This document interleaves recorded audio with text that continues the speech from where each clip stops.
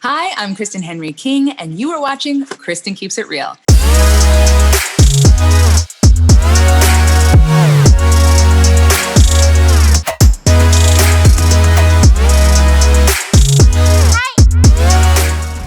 And today I have one of your favorite Atlanta-based actors, Kurt Yue, fellow YouTuber. Thank you so much for doing this. Thanks, Kristen. It's great to be here. It's great to join you and meet you virtually. So let's just get right into it. Cool, let's do it. Yeah. Okay, cool. So I'm going to be honest. When I was looking at your IMDb, I was like, you look like you've lived in LA for like 10 years because your credits are like an arm's length. Like I could not believe how many credits. Some of them are Insatiable, Venom, The Eye, like big stuff. And I was wondering how are you able to do that from Atlanta? Yeah, if you told me this 5 years ago when I moved to, like right before I moved to Atlanta, I wouldn't have believed you. Like I came down here with the idea, because when I started my career in Ohio is very much a small market, so it's a commercial market. And my entire demo reel was commercials, like local commercials in Ohio. And I had worked on one movie back in 2010-ish. It was starring Maggie Gyllenhaal in Pittsburgh. That was called Won't Back Down.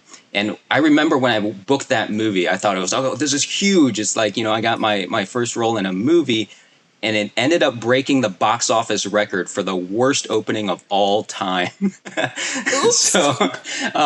But anyway, so like that was my one movie experience. And then so I came down to Atlanta for the film and TV industry. Like that's what I wanted to pursue when I decided to move down here. But I came down with my commercial reel, like hoping like that would help me get in the door. I was expecting to start like slowly building my commercial credits here and then trying to inch my way into film and TV. But for whatever reason, like that part of it took off.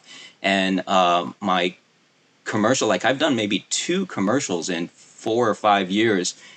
I thought it would be the opposite, but somehow it just turned out this way. I'm super happy about it. It just worked out. Like we know that there is a significant portion of this industry does come down to some luck, right? And somehow like this, just the timing of it and all of it just happened to work out. And I'm super grateful for it. I mean, it's not to say I didn't put in the work. I definitely put in the work. I came down here, I got into classes right away, right? I got involved in the community here, and that has helped a ton. But I've been super fortunate. I know a lot of people can't say the same thing about when they come to a new market. It doesn't happen, like this for a lot of people. Why Atlanta and not LA or New York? Yeah, that's a great question. And I think it's a personal question for everybody, right? Like everybody kind of has to find their own path in this industry.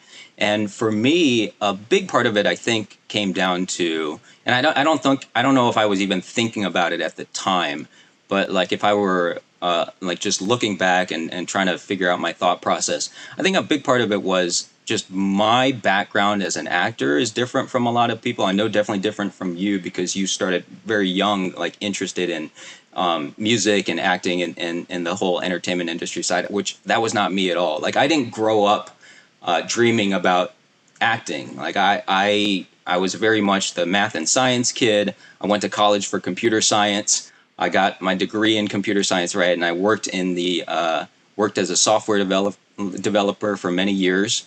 And I just kind of fell into acting because it was I saw an acting class that I thought would be something neat to do after work, after my corporate job. So this was back in 2008. I was 26 years old when I took my first acting class. And it wasn't because I wanted to change careers. I was just looking for something fun to do after work, right? So it was because of that. And then I started having a little bit of success in Ohio doing local commercials and things like that. So there was no part of my mind that was like, I want to become, I want acting to be my career. And plus I had seen people from my acting class move from Cleveland to LA. And I'd seen like their struggle in LA, for years just trying to get repped, and then also like just blowing through money and staying in a tiny little apartment. And like, I see that and I'm like, this was never like my dream. So, and plus it felt like I've only done these little commercials in Ohio, and it felt like going from like JV basketball team to Olympics, if I were to try to move to LA. Like, that's what it felt like to me. And then I wasn't looking anywhere else. Plus, I was kind of naive to the industry. I didn't know there was anything going on in Atlanta. I felt like, all right, I'm either going to stay in Ohio or I have to move to LA or New York. That's all I knew about. And one of the things So ignorance was bliss in your case. Oh, 100%. Yeah. And then one of the things that I did start doing in Ohio was I started a self-taping service. And I was like the only one in Cleveland when I started that. And I would get mostly people from Ohio, mostly people that I knew. But then every once in a while, I would get someone who was in town visiting family or in town for whatever reason. And over the course of there was 1 month in 2015 where I had 2 people who were from Atlanta who were in town for whatever reason and come to tape with me. And they were the ones that told me about Atlanta. I remember there was the one guy who came in, and I was used to having people come in getting commercial reads, right? Local commercials and things like that. And he comes in with an audition for the show The Originals. And I was like, what? What is this? Like, how did you get this audition? And then he told me, he's from Atlanta. He had an agent in Atlanta and all that. So I had these 2 people tell me about Atlanta in 2015. That's when I started researching it. And that's when I also talked to a couple acting buddies of mine who were both planning to move to LA at that time. And we started talking about it. We all decided to move to Atlanta. And by that time, I was like, maybe I could try, pursuing this a little further. And when I looked into Atlanta, the cost of living was better. Like, it didn't seem as daunting as moving to a place like LA. And so that's how I ended up here. Wow, that's amazing. I wish I had looked into it that much. I was like, no, I can't live in this small town. I need to move. I need to go to New York. I was in New York first. And then I was like, no, I'm going to go to LA. I'm going to make it big. No, but that's amazing, because it took me, I think, 3 years just to get an agent. It was not easy. And that's not an uncommon story, right? It takes a long time. Wow, this is very enlightening. Okay, so now for some, I'm really talking about for me, my bread and butter is commercials. Yeah. And something that you said is you did only 2 commercials in a year. And now that is a lot. That is a lot. But no, two commercials in 5 years. In 5 years. Oh, yeah. See, yeah. That's what I'm talking about. So that idea is a little bit scary. What do you have to say to those people who are like, well, if I take away my commercial income, will my theatrical income replace it? Yeah, that's tough to say. But I can say this. I may not have worked on many commercials here in the past 5 years, but I know some of my actor friends that are booking commercials all the time. So there is commercial work here. I can't say in terms of comparison to LA, because I've never lived there, and what the levels are and what the amount of auditions are. But I've seen some of my friends book commercials, and they're on TV all the time. A lot of them are local and regional.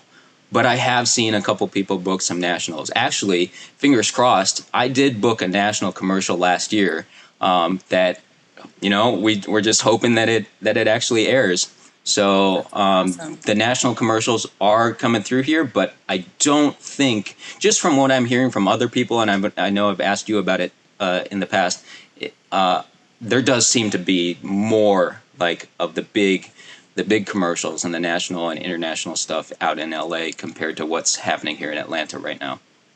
Got it. So to be clear, this national commercial that you have is union, so you'd be getting residuals. Oh, 100%. Yeah, there are definitely union commercials, both local, regional, and national here.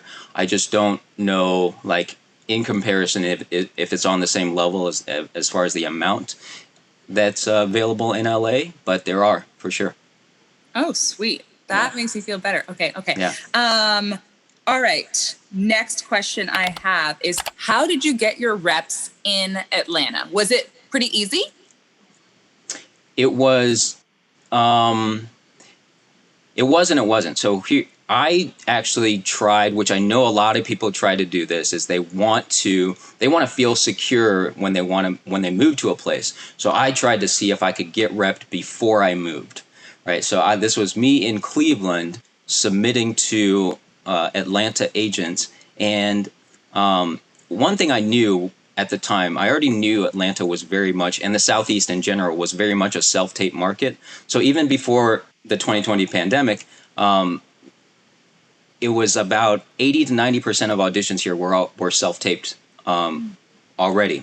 So I knew that, and I already knew that I was pretty confident with my self-tapes when I was in Ohio. So I was like, oh, I could just get an agent in Atlanta. I could just, self-tape all my stuff, and if I need to go down there, then I'll go down there. And the first time I submitted to like 10 or 15 different agents down here, I got 0 replies because my kind of pitch was just, hey, I'm an actor in Ohio. I want representation in Atlanta. So I'm sure they get a million of those, right? So my second time submitting, I actually got some advice from a friend of mine who had moved down here. And she said that she was able to get repped before she moved. But remember, this was 5-6 years ago, so I'm sure things have started, things have shifted. A lot more actors are here now just in the past 5 years. But what I ended up doing was I submitted, and now in my pitch I said, hey, I'm moving to Atlanta. I'm not there yet, but I'm moving. Plus, during this week span, I'm going to be there checking out places to live and all that stuff. So if you have time during that week to meet, then I'd love to meet. And what helped me get in the door was definitely my commercial demo reel. Like that helped me get the meeting. And even like my agent today would tell me that that's what, they decided to sign me for, was the commercial demo reel. And that's the other great thing about this market compared to like LA and New York, who have the separate agents, right? Everybody here, I don't want to say maybe not everybody, but for the most part, the agents here rep across the board. So I got signed. Do you have to go across the board? Because I personally do not like to sign across the board. I don't think you have to, because I do know some people that are not, but it's very rare. So I think I'm sure you can have that conversation, but it is rare. But I know for me, it helped out because I hadn't done anything theatrically yet, other than the one movie that broke the worst opening record, right? But but then you're in Venom, so yeah, you're right. Tom exactly. Hardy, don't. Exactly. So since I hadn't done anything theatrically yet, I got signed because of my commercial reel, but because they repped across the board, they're like, okay, well, since you're signed with us, we're going to start sending you, theatrical auditions too. So that part of it definitely helped. Fantastic. Wow, that's really awesome. Okay, so that actually segues right into my next question, which is, how is your relationship with not only your reps, but with casting directors? So as far as, so let me start with my reps. When I submitted the second time, when I had a better pitch and said I was going to be there, I think I met with 3 different reps out here. So I kind of got a chance to kind of pick who I wanted to work with. And the reps that I ended up signing with, it was more of the human connection rather than the work part of it, because all of them kind of like blew me away as far as, because they're like, look at all these shows and movies that we've signed that we've booked actors on. So it wasn't so different in terms of that, but I definitely had a better feel in the meeting with my current reps when I met with them and just had a chat about life and about everything like that. So I feel like that part of the relationship was what drew me to them, and it's just grown from there. So they were definitely, in my opinion, like the best people that I wanted to work with. So that relationship is great. As far as with casting directors, it's very different here because, like I said, so much of it is self-tape. So you rarely get to see any casting directors face to face unless you're going to a workshop or you're going. Some of them like to do little like meetups, like free meetups, just to hang out with some actors. And when I say some, like hundreds of people, show up whenever they do a free meetup. So it's not like you can really build any sort of connection during those things. But they do try because they know that they rarely get to see any actors in the room. Sometimes there are some in-person callbacks, but those, even those, you're just in and out. You don't get to build too much of a relationship. So for me, it's just the relationship is built on submitting good auditions all the time, right? So you feel like you never get to see them, but I remember my first time meeting one of those casting directors in a meetup, and they knew who I was. Like they're like, "Oh, hey, Kurt," and I was like, "Oh, I've never met you before," but they've just seen me so many times from the auditions going through. So they do get to build a relationship. We just never feel like we're doing anything because we don't get to see them, but if they're seeing your auditions, I feel like that's kind of the way that the relationships are built here in the Southeast. Okay, so wait a second. So what you're saying is you don't even do live Zoom auditions. You just like do your self-tape and then you get booked? Like no callbacks, no avails, no nothing? Sometimes this would be a great thing for me to like go back and like look in the numbers and see, but I feel like for the majority of my auditions, they are one self-tape, and that's it. Some of them I've gotten live callbacks. There are some that have live callbacks, and there are some that have had Zoom callbacks, and there are some that have even had like a self-tape callback sort of.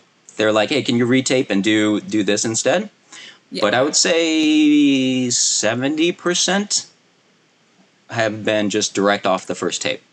Even some. Okay, you're making Atlanta sound like a dream right now. Yeah, even my first guest star was off of one tape, no callback. Wow. Yeah. That's amazing. Oh my goodness. All right. Are you guys getting excited yet? Because I am. For people that are moving to Atlanta, does it matter where you are in Atlanta? Or should you live near a studio? Or should you live where you have auditions? Like, I know in LA, it's like you live like in the valley near all the studios, or you live in Santa Monica where there's also a lot of studios or places casting offices. Yeah, that's a great question. I think it's really important to base, if you're going to move here, you're trying to decide where to live. I think it's really important to base it probably more on your lifestyle and what you want out of life, rather than letting acting, your acting career decide, because the big part of it is that most auditions are self-tape, so you're not going to be going to auditions very often. Second thing is, studios are not centrally located anywhere. So, like, there are sound stages all over the place. Partially because, it's not like Hollywood where they built the industry there.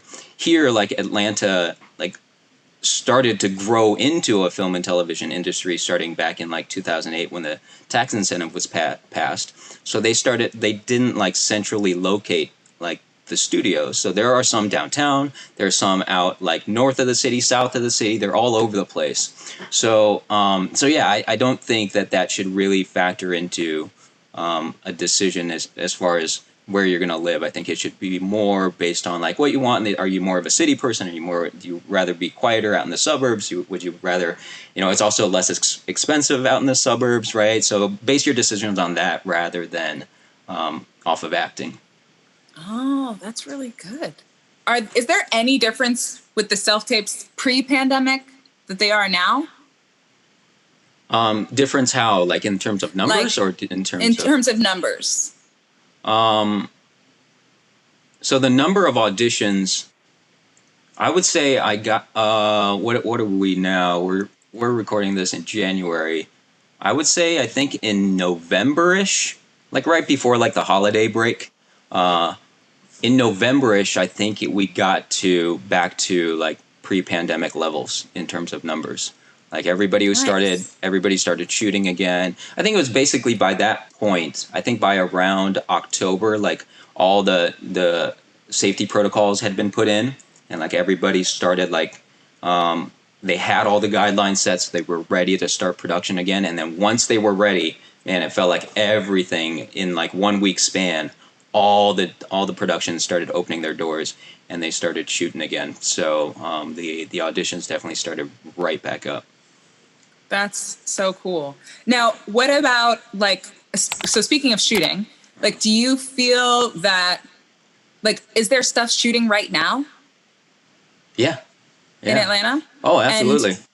okay, for LA, like, there's a lot of like sitcoms and things like that. Are there any sitcoms that shoot in Atlanta? Not that I know of. Not that I know of. Okay. I'm pretty sure all the sitcoms are in LA. I don't even know, are there sitcoms in New York? I feel like they're all in LA. Yeah. But that's when there used to be sound stages and like audiences, live audiences. Yeah. I don't know if that's going to ever occur, but Yeah. we'll see. Yeah. All There are right. some, like, there are comedic shows here, but not like sitcoms. You know what I mean? They're not like the standard sitcoms that you see in LA. So yeah, I don't think there are any like actual sitcoms here. Awesome. Now, okay, maybe this is a myth. Maybe you might shatter it. But what I'm about to ask you is something that is definitely a point of contention, where people who are from LA and they're afraid to move to Atlanta because in LA, that's where all the series regulars come through. And then they're like, if I go to Atlanta, I'm just going to do co-stars. And co-stars are a big deal. Like, but if you've been doing co-stars for 7 years straight, you're like, okay, I'm ready to move to the next level and next level, right? Mm-hmm. So can series regulars be cast out of Atlanta, or do we need to have an LA rep to do that for us? I know multiple people here in Atlanta that have book series regulars here in Atlanta. Like, I know them personally. Like, it's not just like people I've heard of, you know? So yeah, it does happen. Maybe, I'm sure it's not as much as LA. Again, like the majority of the series regulars are still cast out of LA, but it's starting to happen here. But at the same time, it's if you had asked me this 4 years ago, or even maybe 2 years ago, it's probably a different answer. Atlanta's still growing, right? So I feel like as we start to see a handful of series regulars cast out of Atlanta, those actors are, setting the bar now, and I feel like then casting is going to start looking at Atlanta, a different way, which is how Atlanta has grown to what it was, right? There was first, it was just a local market. They may have only just started casting background, and then they started casting, the day player co-stars, and then they started casting like slightly bigger co-stars. And then now, like, guest stars are very common here in Atlanta now. Whereas maybe 5 years ago, people were getting guest stars every once in a while. But I see guest stars cast locally at Atlanta all the time, recurring guest stars as well. And then now, in the past year or two, a few series regulars starting to get cast. So it's definitely, I don't see it stopping as far as the growth. So I do feel like it's only going to get better as far as opportunities for actors. Awesome. That's actually finishes off my questions. Do you feel that Atlanta might be the next it place? Yeah, I mean, it's hard to say, but I don't see why not. I don't see why it can't be. The growth seems like it's continuing. It doesn't seem to be shrinking. There was a time, like maybe last year or 2 years ago, when they were talking about how Netflix was really investing in Albuquerque. They're like, oh, are all the shows in Atlanta now going to go to Albuquerque? But I don't think that's going to happen because, one, the tax incentive here isn't going away, or nothing has been said about it going away. And so much has been invested in the infrastructure here. There's so many studios now.